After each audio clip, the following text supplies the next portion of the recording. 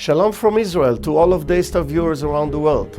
I am Moshe Bar Tzvi, the producer of Israel Now News. We at Israel Now News are dedicated to bringing you the full story and the truth about Israel from Israel. It's written in the Holy Bible when David said in Psalm 43:3, "O send out your light and your truth. Let them lead us. Let them bring us to your holy hill and to your tabernacle." And God says in Zechariah 8:31, "I will return to Zion and dwell in the midst of Jerusalem. Jerusalem shall be called the city of truth, the mountain of the Lord of hosts, the holy mountain. Always search for the truth, and the truth shall set you free." John 8:31. I hope you enjoyed the program.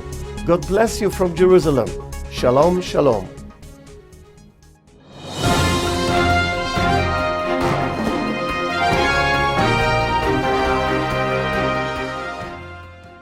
Welcome to Israel Now News. I'm Yochanan Elrom. And I'm Erin Viner. In our top story, Turkey and Syria are on the brink of war. Turkey had given Syria a deadline of April 10th to pull back its troops from the border, but recent incursions into Turkish territory have caused the Turkish foreign minister to warn that a new period is about to begin. 15 people were killed in cross-border gunfire last week. The majority of the fighting occurred at the Kilis refugee camp, which has taken in a large number of refugees fleeing the violence in Syria. There was also violence on the border between Syria and Lebanon last week. On Monday, a Lebanese reporter was killed and his cameraman injured when Syrian troops fired into Lebanon. Kofi Annan, the UN Arab League envoy, has been unsuccessfully attempting to broker a deal to end the violence in Syria, which has claimed the lives of more than 9,000 people. A British court has ruled against the decision of Home Secretary Theresa May to deport Sheikh Raed Salah, the leader of the northern wing of Israel's Islamic movement. Salah entered Britain in June in spite of a preventative order banning his entry. While there, he spoke at a number of anti-Israel rallies in an effort to garner Muslim support against the Jewish state. His stated purpose for the visit was to raise money and support against what he calls the Judaization of Jerusalem. Despite the fact that Salah entered the country illegally, the UK's High Court ruled that his detention was unlawful and that he is now entitled to compensation from the British government. The White House has officially denied Israeli President Shimon Peres's petition to release Jonathan Pollard. Pollard has served 27 years of a life sentence for espionage to a friendly nation, a charge that carries an average sentence of 2 to 4 years. Israeli politicians and Jewish activists have petitioned on Pollard's behalf before, but Peres is known for having a good relationship with his U.S. counterpart, and many had hoped that his request to release Pollard would be received with greater consideration. More than 30,000 Israelis petitioned President Peres to raise the issue of Jonathan Pollard with U.S. President Barack Obama before he awards Peres with the Presidential Medal of Freedom. Pollard's wife, Esther, also met with Peres to convey the urgency of Pollard's medical condition. His health has been declining for several years, and he is now hospitalized. She said Jonathan is still in the hospital, struggling to overcome his current medical crisis. It is critical that when his condition is stabilized, he should not be returned to prison. Sending him back would be a death sentence. Turning to Iran, where President Mahmoud Ahmadinejad was harshly criticized by legislators over his economic policy during a parliamentary inquiry last week. The economy in the hardline Islamic Republic has endured a massive downturn, and according to a report published by the Iranian Central Bank, the inflation rate has more than doubled over the past year. While the cost of goods and services have risen 12.4%, many Iranian citizens believe that the actual situation is far worse than reported and have accused the government of providing incorrect figures. Iranian President Mahmoud Ahmadinejad has preemptively rejected 2 of the key demands made ahead of talks with the 5 major world powers. He said that he will not halt uranium enrichment, nor will he close the Qom underground nuclear facility. This comes as Israeli Prime Minister Benjamin Netanyahu accused Ahmadinejad of agreeing to talks as a stalling tactic so that he can continue his goal of creating a nuclear weapon without any hindrance or consequences. While meeting with the Italian Prime Minister, Netanyahu said, "We have seen that Iran is using the talks with the West to stall and deceive. The demands put to Iran must be clear. to take away the enriched material, halt the enrichment, and dismantle the facility at Qom. Hamas leaders in Gaza have executed 3 men. In a statement released by Hamas's Interior Ministry, one of the men was accused of spying for Israel. According to the statement, the accused could have been spared if their families forgave them for collaborating with the enemy Israel, but the families did not, and the men were hung at dawn last Saturday. During his annual Easter address, Pope Benedict XVI asked the Syrian government to stop the violence raging in the Republic. At the conclusion of Mass on Easter Sunday, the pontiff prayed that Christ may grant hope to the Middle East and enable all the ethnic, cultural, and religious groups in the region to work together to advance the common good and respect for human rights, particularly in Syria. He added his own hopes that the bloodshed will soon end and that all sides will immediately adhere to a path of respect, dialogue, and reconciliation as called for by the international community. The Palestinian Authority's Anti-Corruption Commission has successfully recovered $10 million that was stolen by Palestinians. They have also been able to recover 400 dunams of land that were either stolen or purchased illegally by Palestinians. This fairly new organization is the first of its kind in the PA. The Israeli Navy is requesting an increased budget to build missile interceptors on gas rigs currently under construction in the Mediterranean Sea. The State of Israel and private companies have discovered vast reservoirs of natural gas off the Haifa shoreline, and the defense establishment is concerned that the Hezbollah terror organization in nearby Lebanon may target the excavation projects. Syria has recently purchased a Russian anti-ship missile, which the IDF fears may be transferred to Hezbollah.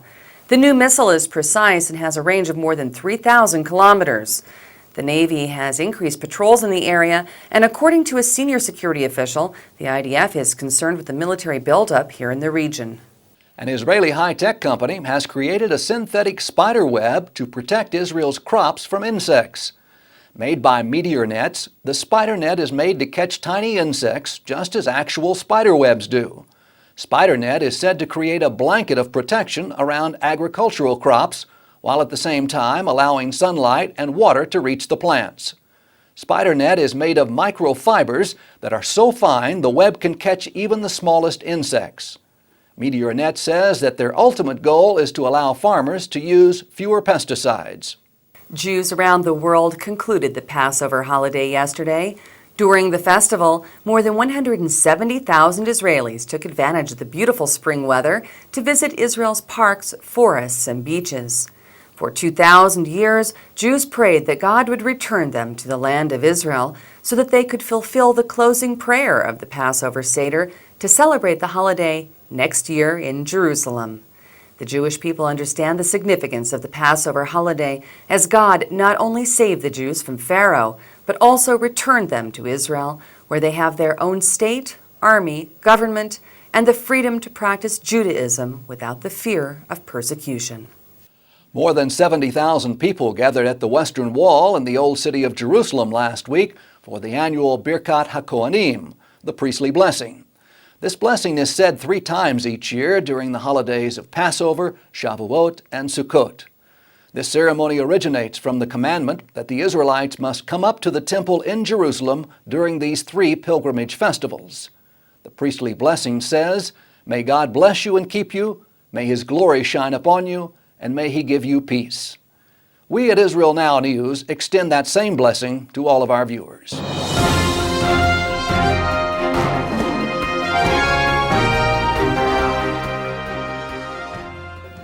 And that concludes the news portion of our show. Please stay tuned for Ask the Source with Josh Reinstein.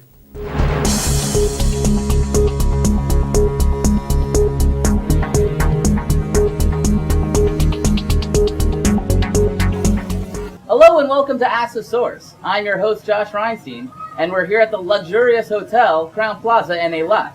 Our guest today is the mayor of Eilat, Itzhak Halevi. Mayor Itzhak Halevi, welcome to being on the show. Hello. Mayor Halevi, we're here in Eilat. It's beautiful. It's during Passover. Right behind us is the Red Sea that God split open so the children of Israel could come through. How does it feel to be the mayor of Eilat during the time of Passover? טוב, אילת זו עיר התיירות המובילה במדינת ישראל. זו עיר שמארחת קרוב ל3 מיליון אורחים, תיירים באילת, רובם מישראל, חלקם מחוץ לארץ. זו עיר בעצם שנוסדה כדי לארח את תושבי מדינת ישראל ותושבי העולם. זו עיר שכל הווייתה, בתי מלון, אטרקציות, עיר שבעצם מייצרת איכות של שעות פנאי משובחות. אפשר לראות את יופייה המדהים, ואנחנו יותר משמחים לראות שכאן בחג הפסח, חג החירות, חג החופש, עוד ועוד משפחות באות ונהנות מהעיר הקסומה הזו, ואני שמח להגיד שמדי שנה בשנה המספרים הולכים וגדלים, והתחושה שהעיר מעניקה הנאה, חופש ונופש לתיירים, לי כראש עיר עושה מאוד מאוד טוב. Eilat is one of the busiest places you can be during Passover. There are so many tourists that come from all over Israel, all over the world to be here during the time of Passover. Why specifically do so many people come to Eilat during Passover? טוב, אילת זו בעצם עיר של חופש ונופש. היא בנויה לארח כמה שיותר אנשים, ואנחנו יותר משמחים שבכל חג, במסגרת 3 הרגלים, פסח הוא אחד מ3 הרגלים, אנשים מביעים אמון בעיר הזו ונהנים מכל מה שאנחנו מציעים. זה חוף ים שהוא מדהים ביופיו, זה הרים יפהפים, זה בתי מלון מחרויות מצוינות, אטרקציות, ובעצם החברותה, הביחד, אתם יודעים כמה ליל סדר פרטי משפחתי היה בעיר אילת, וזה דבר שמאוד מאוד טוב, ולשמחתי שוב מעצים את עצמו משנה לשנה. You know, another thing that's important to know about Eilat is that it's a very modern city, but it's also a city that is, you know, has a lot of the Bible in it. You see there's an attraction that just is about King Solomon and his Psalms. There's the King Solomon Hotel, there's the Queen Sheba Hotel, there's Harrods. What brings the modern and the biblical things together here in Eilat so beautifully? כן, למרות שאילת היא עיר צעירה, אבל יש לנו בהחלט היסטוריה מרשימה. צריך לזכור שאנחנו נמצאים כאן באחד הצמתים המשמעותיים ביותר של היקום.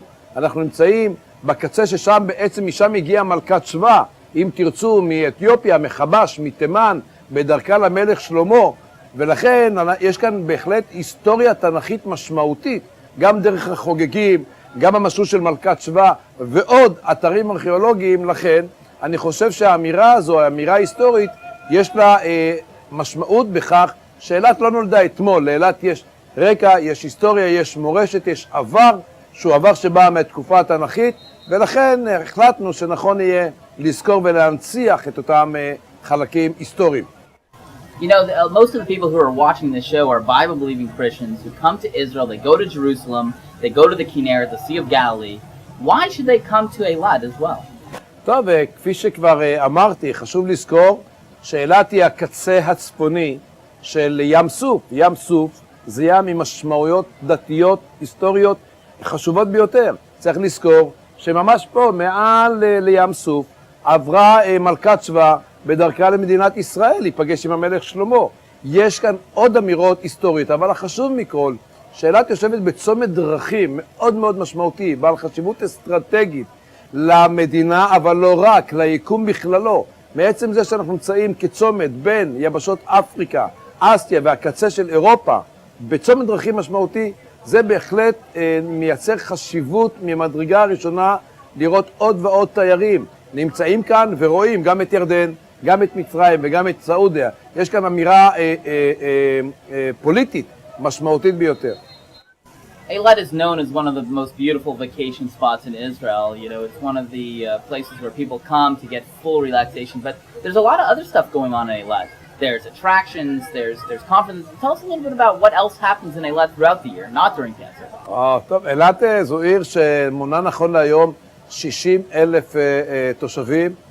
אנחנו ממצבים אותה כעיר הפסטיבלים של מדינת ישראל. יש כאן פסטיבל ג'אז, קיץ וחורף, פסטיבל קלאסי, פסטיבל קאמרי, עיר של ירידים וקונגרסים. יש כאן את הכי הרבה קונגרסים שמתקיימים במדינת ישראל. עיר ספורט בינלאומית, עיר שמתמקדת היום באקדמיה, במחקר, בתחומים של ביולוגיה ימית, אנרגיה סולארית, כל האנרגיה הירוקה, כל נושא של חקר המדבר. זו עיר שיש בה מערכת חינוך שרק לאחרונה זכתה בפרס של מדינת ישראל בנושא החינוך. זו עיר שבנוסף לתיירות, יש בה עוד הרבה מאוד חלקים שהמכנה המשותף שלהם זה איכות ומצוינות, ועל כך אני כראש עיר יותר מגאה. Mayor Yitzhak Halevi, there are literally tens of millions of people watching this show today. What message as mayor of Eilat would you have to our viewing audience? טוב, ומה שאני אשמח יותר מכל דבר כמובן, זה לראות את אותם תנועה של אוהבי מדינת ישראל, באים לכאן, לעיר הקסומה הזו, לעיר אילת, לשער הדרומי של מדינת ישראל, לשער שבעצם מייצר פתיחה לשני הכיוונים, והלוואי ונוכל לראות עוד ועוד מאוהבי ישראל, מבלים בעיר אילת, נהנים מהאיכויות שלה, נהנים מהבתי מלון שלה, נהנים מההיסטוריה שלה, נהנים מכל מה שהעיר משדרת ומציעה. תודה רבה לכם. Thank you, Mayor Yitzhak Halevi, for being on the show. And thank you for tuning in to Ask the Source. I'm your host, Josh Reinstein. Now back to the studio.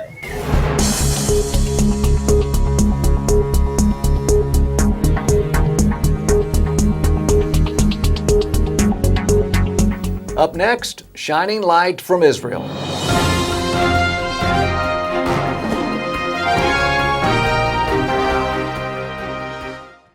What makes the miracles of Jesus even more miraculous? Standing where they happened, in Israel. Come visit Capernaum, where Jesus restored a paralytic's helpless legs. Sail the Sea of Galilee, where Jesus walked on the water. Stroll through the Garden of Gethsemane, where Jesus healed a servant's ear. To learn more about standing where it all happened, in Israel, visit www.goisrael.com. Come visit Israel.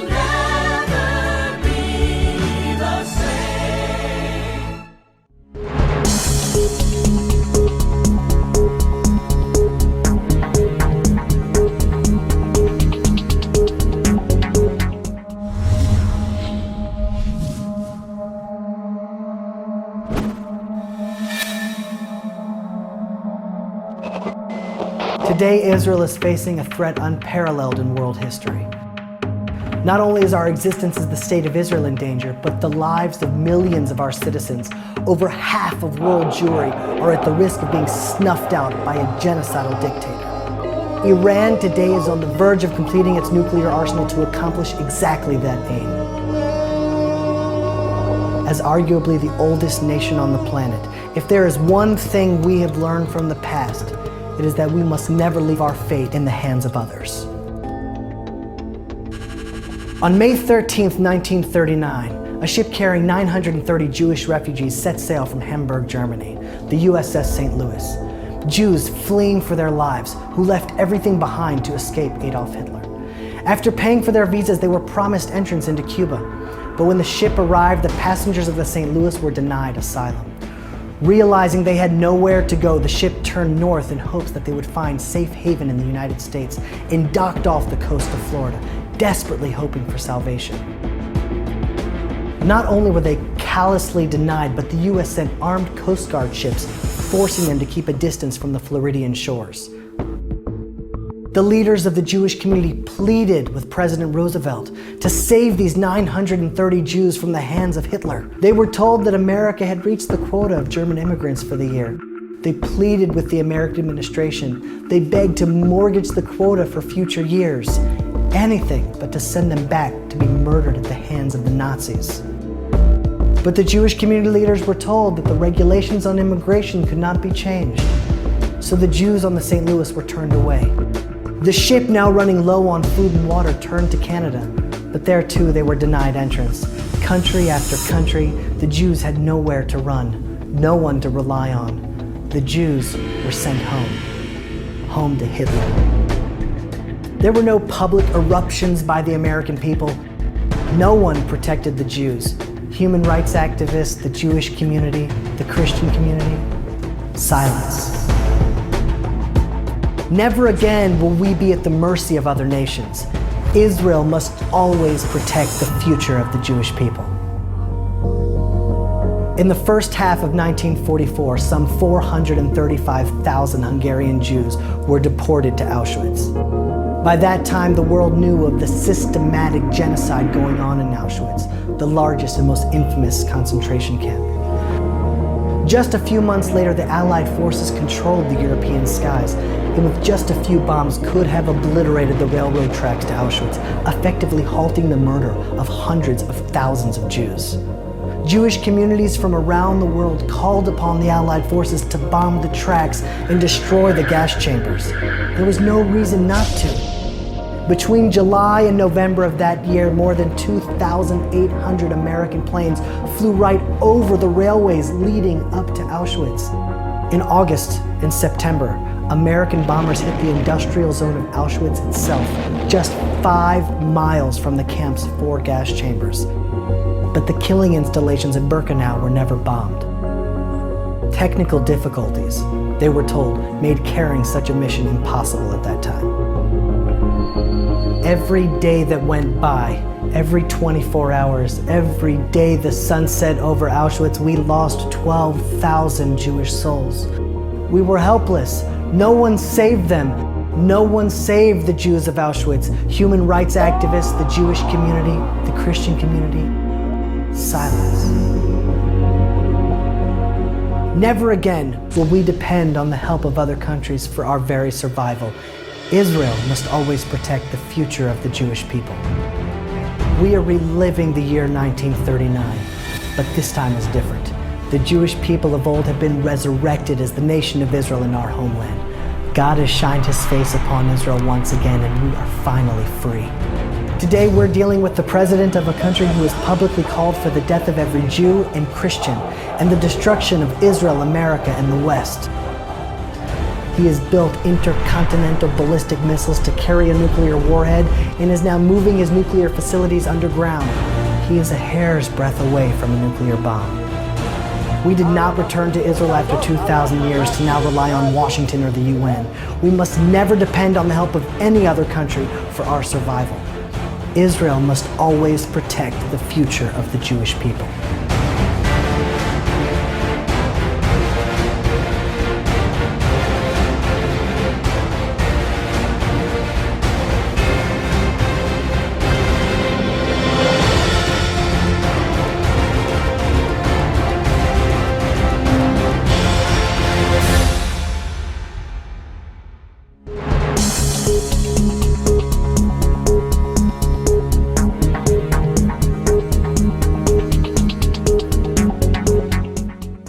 Please stay tuned for the ICEJ report from the International Christian Embassy in Jerusalem.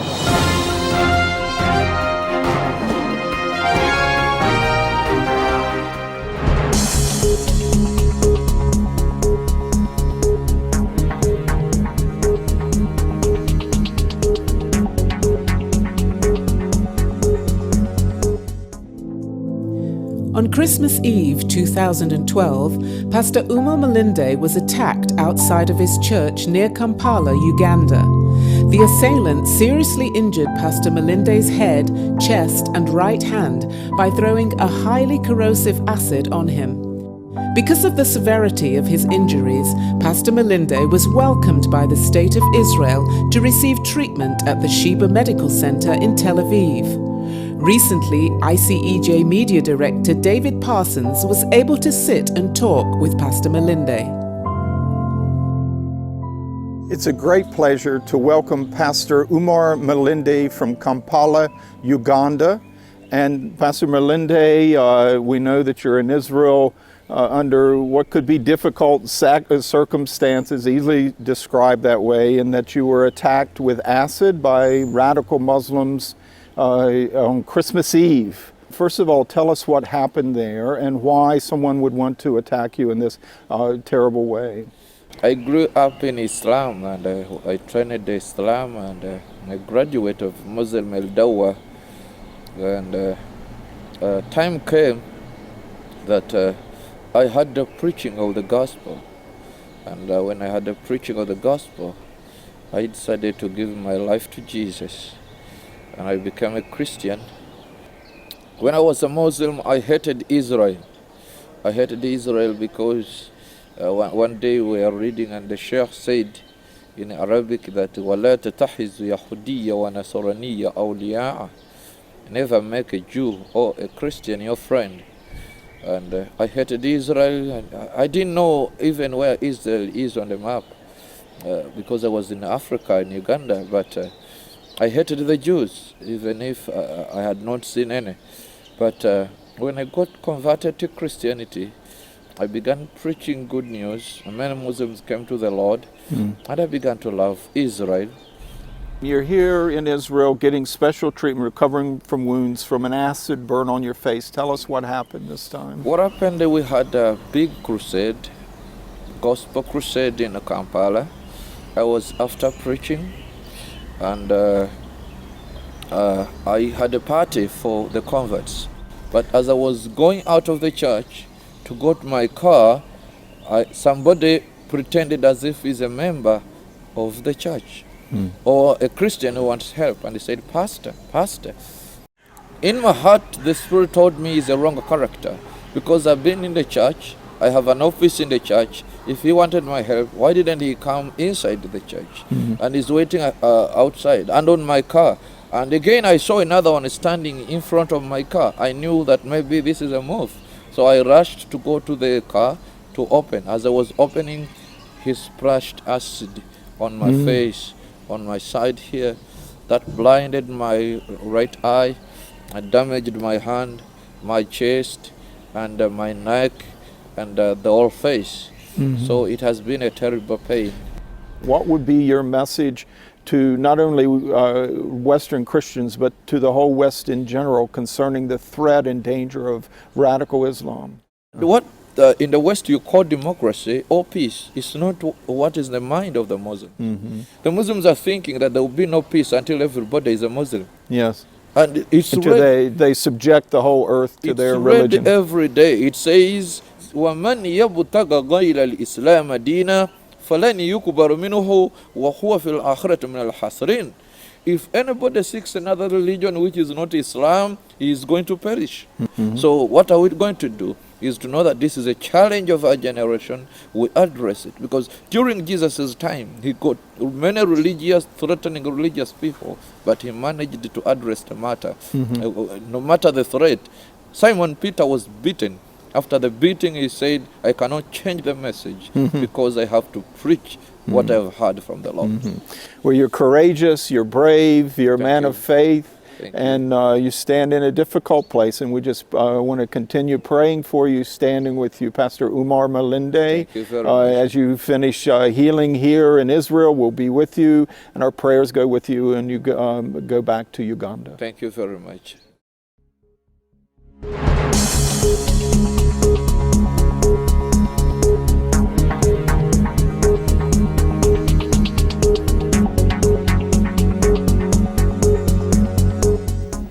That's all for this edition of Israel Now News. I'm Yochanan El Rom. And I'm Erin Viner. Please join us again next week for all your Israel updates.